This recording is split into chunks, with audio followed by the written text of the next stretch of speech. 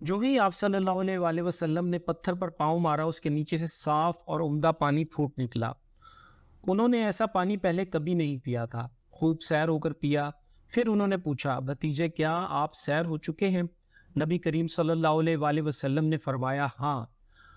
آپ صلی اللہ علیہ وآلہ وسلم نے اسی جگہ اپنی ایڑی پھر ماری اور وہ جگہ دوبارہ ایسی خشک ہو گئی جیسے پہلے تھی۔ حضور نبی کریم صلی اللہ علیہ وآلہ وسلم چند سال اپنے دوسرے چچا زبیر بن عبد المطلب کے ساتھ بھی رہے۔ اس زمانے میں ایک مرتبہ حضور صلی اللہ علیہ وآلہ وسلم اپنے چچا کے ساتھ ایک قافلے میں یمن تشریف لے گئے۔ راستے میں ایک وادی سے گزر ہوا۔ اس وادی میں ایک سرکش اونٹ رہتا تھا۔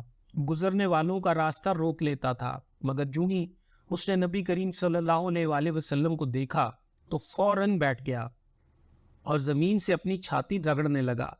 آپ صلی اللہ علیہ وآلہ وسلم اپنے اونٹ سے اتر کر اس پر سوار ہو گئے۔ اب وہ اونٹ آپ صلی اللہ علیہ وآلہ وسلم کو لے کر چلا اور وادی کے پار تک لے گیا۔ اس کے بعد آپ صلی اللہ علیہ وآلہ وسلم نے اس اونٹ کو چھوڑ دیا۔ یہ قافلہ جب سفر سے واپس لوٹا تو ایک ایسی وادی سے ان کا گزر ہوا جو طوفانی پانی سے بھری ہوئی تھی۔ پانی موجیں مار رہا تھا۔ یہ دیکھ کر آپ صلی اللہ علیہ وآلہ وسلم نے قافلے والوں سے فرمایا، میرے پیچھے پیچھے آؤ۔ پھر آپ صلی اللہ علیہ وآلہ وسلم اطمینان سے وادی میں داخل ہو گئے۔ باقی لوگ بھی آپ صلی اللہ علیہ وآلہ وسلم کے پیچھے تھے۔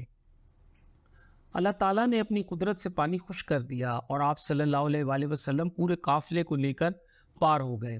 قافلہ مکہ پہنچا تو لوگوں نے یہ حیرت ناک واقعات بیان کیے۔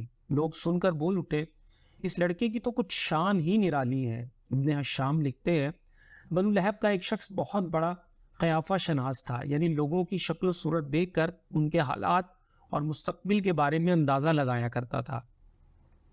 مکہ آتا تو لوگ اپنے بچوں کو اس کے پاس لاتے، وہ انہیں دیکھ دیکھ کر ان کے بارے میں بتاتا تھا۔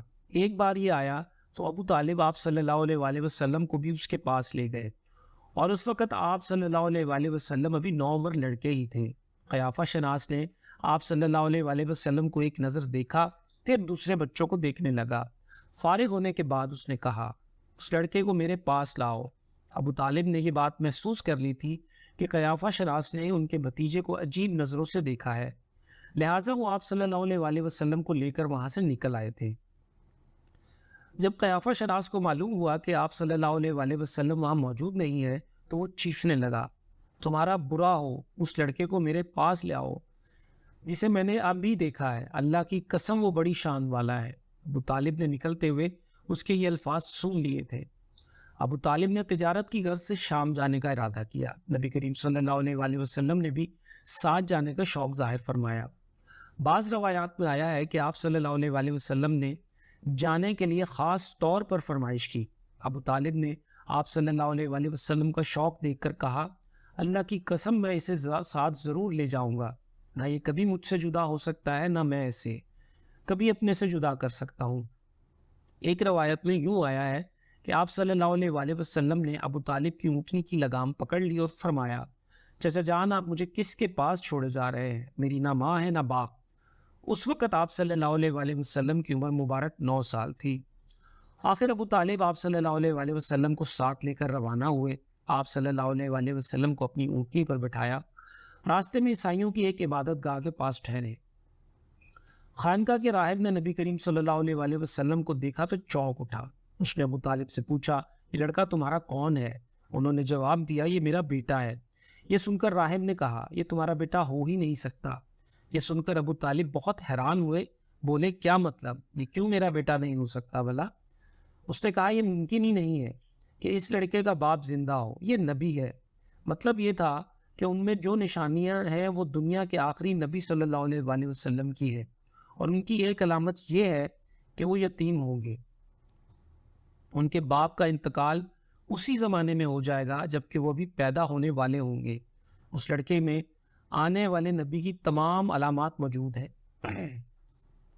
ان کی ایک نشانی یہ ہے کہ بچپن میں ان کی والدہ کا بھی انتقال ہو جائے گا۔ اب ابو طالب نے اس راہب سے پوچھا، نبی کیا ہوتا ہے؟ راہب نے کہا، نبی وہ ہوتا ہے جس کے پاس آسمان سے خبریں آتی ہیں اور پھر وہ زمین والوں کو ان کی اطلاع دیتا ہے۔ تم یہودیوں سے اس لڑکے کی حفاظت کرنا۔ اس کے بعد ابو طالب وہاں سے آگے روانہ ہوئے۔ راستے میں ایک اور راہب کے پاس ٹھہرے، یہ بھی ایک خانقاہ کا عابد تھا۔ اس کی نظر بھی نبی کریم صلی اللہ علیہ وآلہ وسلم پر پڑی تو یہی پوچھا، یہ لڑکا تمہارا کیا لگتا ہے؟ ابو طالب نے اس سے بھی یہی کہا، یہ میرا بیٹا ہے۔ راہب نے یہ سن کر بولا، یہ تمہارا بیٹا نہیں ہو سکتا، اس کا باپ زندہ ہو ہی نہیں سکتا۔ ابو طالب نے پوچھا، وہ کیوں؟ راہب نے جواب میں کہا، اس لیے کہ اس کا چہرہ نبی کا چہرہ ہے، اس کی آنکھیں ایک نبی کی آنکھیں ہیں، یعنی اس نبی جیسی جو آخری امت کے لیے بھیجے جانے والے ہیں۔ ان کی علامات پرانی آسمانی کتابوں میں موجود ہیں۔ اس کے بعد یہ قافلہ روانہ ہو کر بصرہ پہنچا۔ یہاں بحیرہ نام کا ایک راہب اپنی خانقاہ میں رہتا تھا، اس کا اصل نام جرجیس تھا، بحیرہ اس کا لقب تھا۔ وہ بہت زبردست عالم تھا۔ حضرت عیسیٰ علیہ السلام کے زمانے سے اس خانقاہ کا راہب نسل در نسل یہ عالم فاضل خاندان ہی چلا آ رہا تھا۔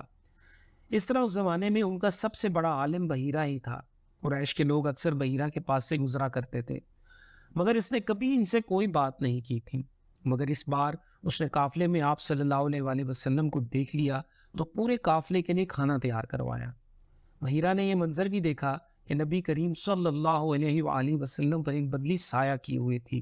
جب یہ قافلہ ایک درخت کے نیچے آ کر ٹھہرا تو اس نے بدلی کی طرف دیکھا، وہ اب اس درخت پر سایہ ڈال رہی تھی اور اس درخت کی شاخیں اس طرف جھک گئی تھی جدھر نبی کریم صلی اللہ علیہ وآلہ وسلم موجود تھے۔ اس نے دیکھا بہت سی شاخوں نے آپ صلی اللہ علیہ وآلہ وسلم کے اوپر جمگٹا سا کر لیا ہے۔ اصل میں ہوا یہ تھا کہ جب نبی کریم صلی اللہ علیہ وآلہ وسلم اس درخت کے پاس پہنچے تو قافلے کے لوگ پہلے ہی سایہ دار جگہ پر قبضہ کر چکے تھے۔ اب آپ صلی اللہ علیہ وآلہ وسلم کے لیے کوئی سایہ دار جگہ نہیں بچی تھی۔ چنانچہ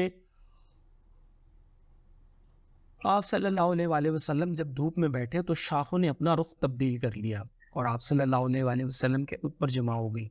اس طرح آپ صلی اللہ علیہ وآلہ وسلم مکمل طور پر سائے بھی ہو گئے۔ بحیرہ نے یہ منظر صاف صاف دیکھا تھا۔ آپ کی یہ نشانی دیکھ کر اس نے قافلے والوں کو پیغام بھجوایا، اے قریشیو، میں نے آپ لوگوں کے لیے کھانا تیار کروایا ہے، میری خواہش ہے کہ آپ تمام لوگ کھانا کھانے آئیں، یعنی بچے، بوڑھے اور غلام سب آئیں۔ بحیرہ کا یہ پیغام سن کر قافلے میں سے ایک نے کہا، اے بحیرہ، آج تو آپ نیا کام کر رہے ہیں، ہم تو اکثر اس راستے سے گزرتے ہیں، آپ نے کبھی دعوت کا انتظام نہیں کیا، پھر آج کیا بات ہے؟ بحیرہ نے انہیں صرف اتنا جواب دیا، انہیں ٹھیک کہا، لیکن بس آپ لوگ مہمان ہیں اور مہمان کا اکرام کرنا بہت اچھی بات ہے۔ اس طرح تمام لوگ بحیرہ کے پاس پہنچ گئے، لیکن اللہ کے رسول صلی اللہ علیہ وآلہ وسلم ان کے ساتھ نہیں تھے۔ انہیں پڑاؤ